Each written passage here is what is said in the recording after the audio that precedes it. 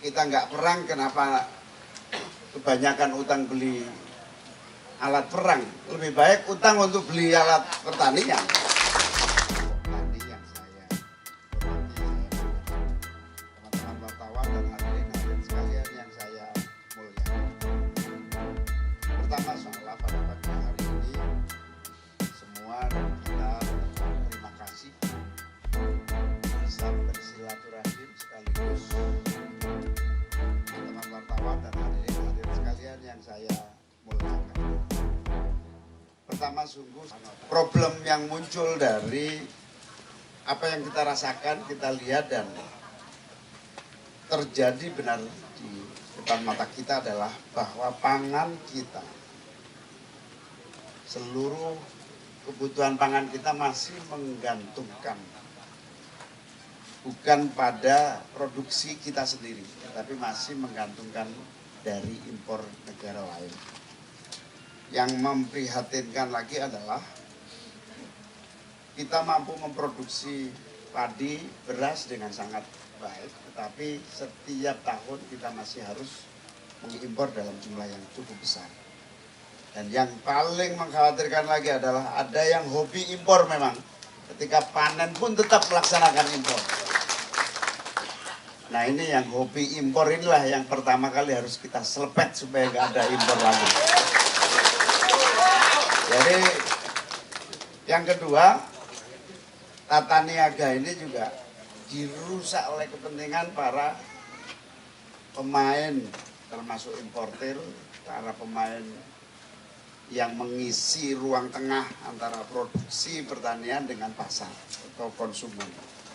Ini juga ada yang dibiarkan. Salah satunya adalah kesenjangan antara produksi dan pengguna, pemanfaat, yaitu pasar dan para konsumen kita. Nah ini dibiarkan. Wilayah produksi dibiarkan, para petani menderita, saya kira lebih dari 10 tahun ya menderita ini ya. Pupuk sulit seperti yang Pak Ujang tadi ya, Pak Ujang sampaikan. Ini menjadi fakta yang jauh hari sudah terjadi. Jadi jauh sebelum perang Ukraina kita sudah punya masalah pupuk sebetulnya.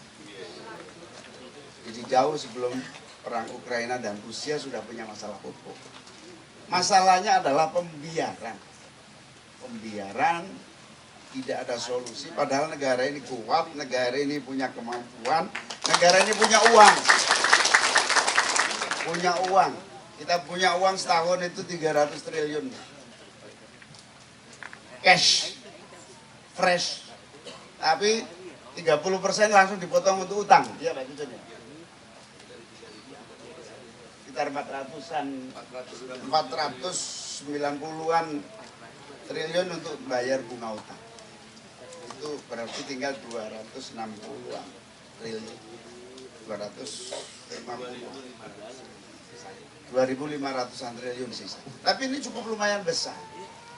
Yang sederhana masalahnya, kemampuan mengambil prioritas. Dan bagi kami, amin, Pak Anies dan saya, pangan dan petani harus menjadi prioritas dibanding yang lain. Buat apa kita membanggakan mimpi-mimpi yang nggak jelas, tetapi di depan mata kita butuh makan. Selama petani masih menanam, kita masih yakin hari ini kita punya makanan untuk dimakan anak cucu kita. Sehingga kewajiban negara dan pemerintah menyediakan agar petani tetap menanam, agar petani tetap bersemangat menjaga, memupuk, memproduksi pangan nasional kita, terutama beras dan lain-lain, bukan hanya beras. Seluruh kebutuhan pangan kita masih bisa kita temui. Sehingga menurut kami berdua sama dengan Kak Nono dari HKTI tadi, KTNA, Kak Nono sama. Pertahanan yang sesungguhnya adalah pangan, pertahanan yang sesungguhnya adalah kemampuan para petani untuk berproduksi. Itu sehingga insya Allah, bismillah, kita ini mau mengatasi yang paling dirasakan berat oleh rakyat, bukan mengatasi mimpi-mimpi yang berat. Nah, ini menjadi semangat yang sama Pak Nono, saya, Pak Ujang, di mana dari uang yang ada, kemampuan yang ada, insya Allah kami bertekad mengatasi pangan, satu tarikan nafas dengan para petani dan kesejahteraannya. Karena itu pokok pangkal pertama adalah menyediakan pupuk sebanyak-banyaknya dan sesuai dengan kebutuhan para petani kita. Tanpa pupuk petani tidak berdaya. Sambil kita nanti ingin dengar, ada nggak yang punya pengalaman pupuk organik? Ingin dengar kalau ada yang bisa cerita. Karena salah satu alternatif mungkin Pak Nono bisa cerita atau yang lain bisa nambahin nanti.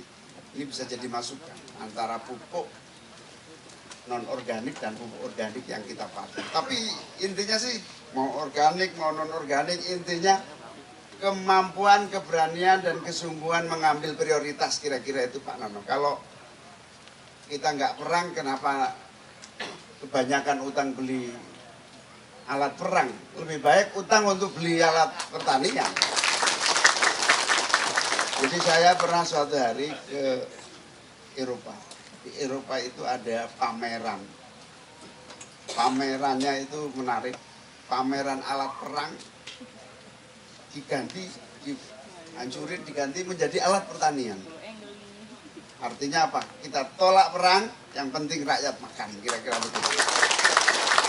Buat apa kita utang ratusan triliun tapi tidak untuk sesuatu yang nyata-nyata dibutuhkan, yaitu kita butuh pangan yang bahaya sekali. Bahaya yang pertama adalah kalau mengandalkan impor, sementara negara lain juga sudah mulai menghentikan ekspor karena kebutuhannya juga sangat besar. Saya dengar Vietnam juga mulai menghentikan ekspor, mengurangi ekspor, Thailand juga begitu. Dan yang jelas kita semua ingin dalam waktu pemerintahan 2024-2029 nanti, pokoknya bagaimana caranya total football kita mandiri pangan tanpa mengandalkan orang lain dalam pangan kita.